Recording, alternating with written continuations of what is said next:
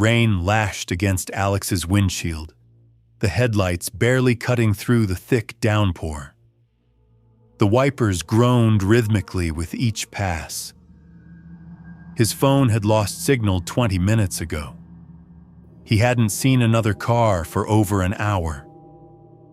Alex was headed to a remote village called Darren Hollow. His grandmother lived there alone, in a crooked old wooden house built decades ago. She had always been an enigma in the family, withdrawn, cold-eyed, and distant. They rarely spoke, but last week she had called him. "Alex," she said, her voice cracked and uneasy. "You need to come. Something's wrong here. Don't tell anyone. Just you." And now, here he was, alone. When Alex arrived at the old house, something immediately felt off. All the windows were dark. The porch lights were out. No sign of life. The house seemed frozen in time. The surrounding trees creaked and groaned as the storm battered their branches. He knocked on the door. No answer. He tried the door handle. It creaked open. "Grandma?" he called as he stepped inside. Silence. Inside, the air smelled of dust and pine. The furniture was draped in white sheets. The fireplace hadn't been lit in ages. Yet the floor was unnervingly clean. No footprints, no dust, no clutter. As if someone had been waiting, he walked deeper inside. From upstairs came a faint sound. Footsteps? Grandma? Another sound. Something dragging. Alex carefully climbed the creaking wooden stairs. He reached a narrow corridor lined with old photos. One caught his eye, a black and white portrait of a small boy. He stepped closer. The boy in the picture looked exactly like him. He didn't remember this photo, nor had he ever been here as a child. Suddenly, a voice called from a nearby room. "Alex, come here." He turned the doorknob and entered. There she was. His grandmother sitting in a rocking chair facing the window. Her back was to him. "I came, just like you asked," Alex said. "Are you okay?" She didn't answer. Alex stepped closer. The chair rocked slowly. "Grandma?" She turned her head slightly. Part of her face was visible, pale and waxen. "She followed me home," she whispered. "It won't leave. Not until it finds a new face." Alex froze. "What?" She stood slowly. "Sorry, Alex, you look too much like it." "Look like who?" No answer. That night, Alex couldn't sleep. He stayed in the guest room. The wind battered the windows. The house groaned under the weight of history. Eventually, he drifted off. But in the middle of the night, he woke. Not from a nightmare, but from a sharp feeling that someone was in the room. He sat up. The air was icy cold, his breath fogged in the pale moonlight filtering through the curtain. One corner of the room was faintly lit. There stood a figure, a young man. Same height, same build, same face. Alex was looking at his own reflection, but there was no mirror. The figure smiled at him. Alex jumped out of bed and switched on the light. No one was there. Only an old wardrobe and a cracked mirror. But in the mirror, the reflection still smiled, while Alex did not. The next morning, his grandmother was gone.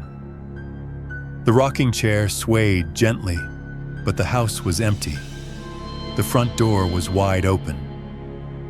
Alex stepped outside and saw muddy footprints leading into the forest. They were going that way. The trees enclosed him. The storm had turned the path into a muddy river. He called out repeatedly.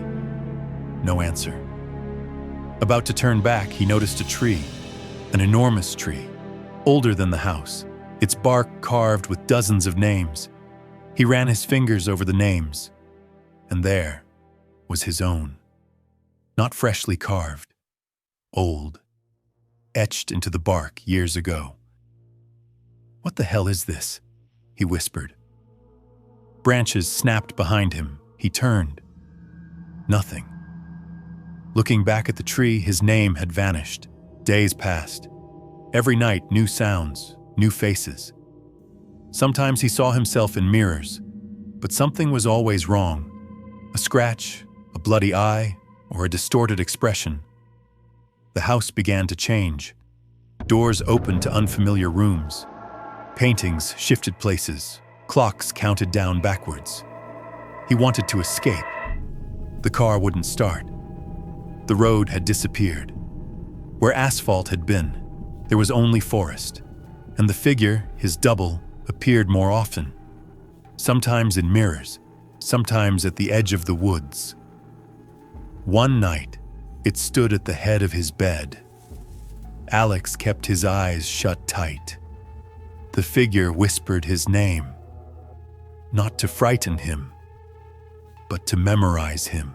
On the 5th day, he climbed to the attic. He found old boxes filled with diaries, all written in different handwritings, all telling the same story. Those who came here were never seen again. A diary from 1964 ended like this: "It's not the house that keeps you here. It's your reflection." Another diary spoke of a ritual to break the cycle. It must be performed in the original mirror. The mirror the house was built around. The one in the basement. Alex still hadn't found it. That night, he discovered a hidden door in the pantry. Behind it was a narrow stone staircase leading down into pitch darkness. He lit a candle and descended. The basement was damp, the air heavy and rotting. At the far wall stood an old, cracked mirror, and inside, the waiting reflection. "Why me?" Alex asked. No answer. "I didn't do anything." Silence again. He stepped closer. The reflection didn't move. It stood still, watching. Then suddenly, it smiled and stepped out of the mirror. Alex fell back, dropping the candle. Darkness swallowed everything. It was here. It whispered into his ear, "You're tired. Let me continue." It touched his face, cold and empty. Alex screamed and fought, but he was fighting himself. Every move predicted, every strike matched. The reflection dragged him to the mirror. "Just one moment," it said. "Just one moment of surrender. And for one instant." Alex hesitated. That was enough. The next morning, Alex emerged from the basement. He looked around. "Weird," he said. "It looks different than before." He opened the front door. The storm had passed. Birds were singing. The forest looked beautiful. He smiled, a perfect smile. Days later, Alex's girlfriend filed a missing persons report. Search teams came to the village, but the house was abandoned. No one around. One of them lingered too long before the basement mirror. A little too long. The reflection smiled at him. And so did he. A silent hand reached out from inside the mirror, and the lights went out.